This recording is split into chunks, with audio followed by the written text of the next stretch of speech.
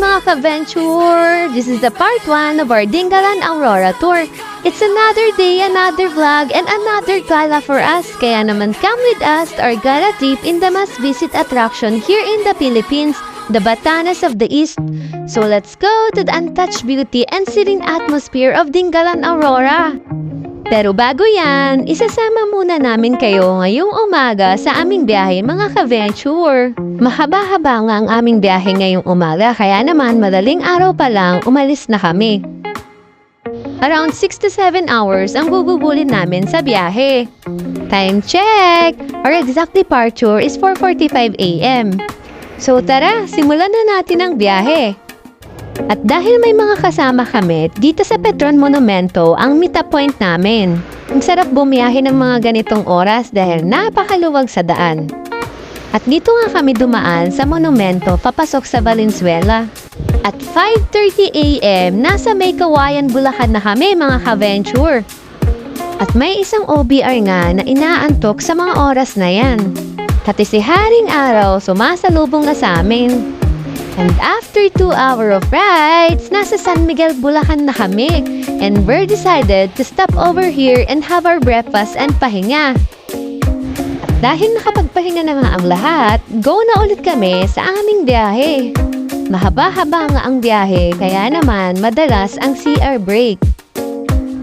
And finally, touchdown Nueva Ecija! Exactly 8 in the morning, nasa Nueva Ecija Art na kami. And syempre, huminto muna kami para makapag-selfie. Amoy na nga namin ang simoy ng probinsya. Alam niyo ba mga ka-venture, I always go back where I belong. And I'm always proud of being a probinsyana. Kaya naman, masarap manirahan sa mga ganitong lugar dahil simple lang ang pamumuhay. Naalala ko pa nga ng mga bata kami, naliligo kami sa ilog, pumupunta kami sa bukid para mangahoy at umaakyat kami sa mga puno ng mangga para kumuha ng bunga. Kaya naman yan ang mga priceless experiences ko.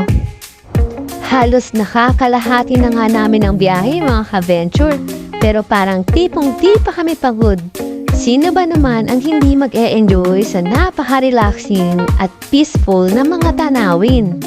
At eto nga, papasok na tayo sa Gapan City mga ka-venture. 9 AM, nasa Gapan City na kami. In all fairness, maganda pa rin ang lagay ng panahon.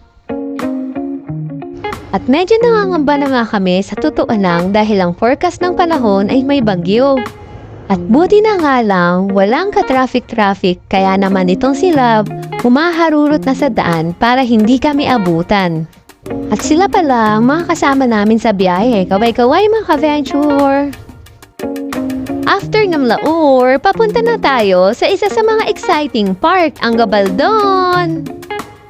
And finally, here we are mga ka-venture sa Gabaldon! Isa nga sa mga atraksyon ng Nueva Ecija itong Gabaldon dahil nga sa napakaganda ng tanawin. At syempre, hindi na rin namin pinalagpas. At nag-stop over muna kami para mag-sightseeing. At eto ang kagandahan ng Gabaldon kaya sulit na sulit ang punta dito. At after nga makapagpahinga, binabaybay na ulit namin ang daan. Papalapit na nga kami ng papalapit sa pupuntahan namin pero medyo nagbabago na rin ang lagay ng panahon. Wrong timing nga talaga tong bagyong to at ngayon pa talaga dumalaw sa Pilipinas. Eto na nga at inabutan na nga kami sa daan kaya naman sumilong muna kami. Mahirap talaga bumiyahe kapag basa ang daan kaya naman pagkatila ng ulan, sumabak na uli kami sa biyahe. At dahil nga marami-rami ang dala namin at madulas pa sa daan, kailangan ng doble ingat. And this is the second time na mapupuntahan nga ulit namin ang Dingalan. And mga ka-adventure, we are so excited to explore again the underrated beauty of Dingalan. And after a long road trip, we're finally here! And welcome to the province of Dingalan mga ka-venture! Time check!